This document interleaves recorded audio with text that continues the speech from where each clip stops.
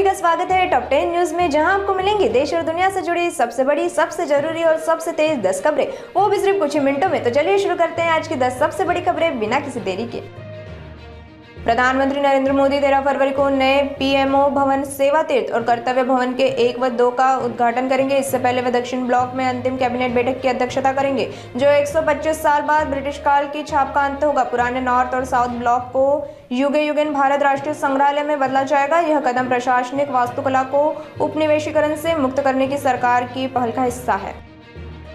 प्रधानमंत्री नरेंद्र मोदी आगामी 22 फरवरी को मेरठ मेट्रो और नमो भारत ट्रेन को हरी झंडी दिखाएंगे। प्रधानमंत्री मेरठ साउथ से मोदीपुरम तक स्कूली बच्चों के साथ मेट्रो में यात्रा भी करेंगे। बाद में मोहिउद्दीनपुर में एक जनसभा को संबोधित करेंगे। उनके दौरे को लेकर तैयारी शुरू हो गई है। बंगलुरु के होसकोटे के पास हाईवे पर शुक्रवार सुबह एसयूवी ने पीछे से मोटरसाइकिल को टक्कर मारी। नियंत्रण खोने के बाद एसयूवी एक कैंटर और अन्य कार से टकराई। इस भयानक मल्टी व्हीकल हादसे में 7 लोगों की मौके पर ही मौत हो गई। पड़ोसी देश बांग्लादेश में हुए चुनाव का फाइनल रिजल्ट अब सामने है, जिसमें जमात-ए-इस्लामी को करारी हार मिली है और बांग्लादेश नेशनलिस्ट पार्टी को बड़ी जीत मिली है। बीएनपी के तारिक रहमान अब बांग्लादेश के अगले प्रधानमंत्री होंगे। राजधानी दिल्ली के कई स्कूलों में आज सुबह बम से उड़ाने की धमकी मिलने के बाद हड़कंप मच गया। आनन फानन में पुलिस को सूचना दी गई और सुरक्षा एजेंसियों की टीमें तुरंत हरकत में आ गई।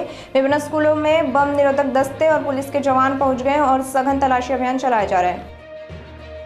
एप्पल भारत में अपने रिटेल नेटवर्क को तेजी से बढ़ा रहा है। कंपनी 26 फरवरी को मुंबई के बोरीवली में अपना 6ठा स्टोर शुरू करेगी। बढ़ती बिक्री और रिकॉर्ड कमाई के बीच यह कदम भारत में एप्पल की मजबूत होती पकड़ को दिखाता है।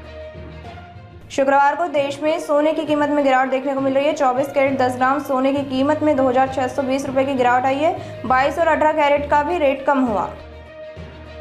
दिल्ली पुलिस की क्राइम ब्रांच ने उस्मानपुर इलाके में एक मुठभेड़ के बाद 3 बदमाशों को गिरफ्तार किया है। तीनों बदमाश मेरठ के रहने वाले हैं।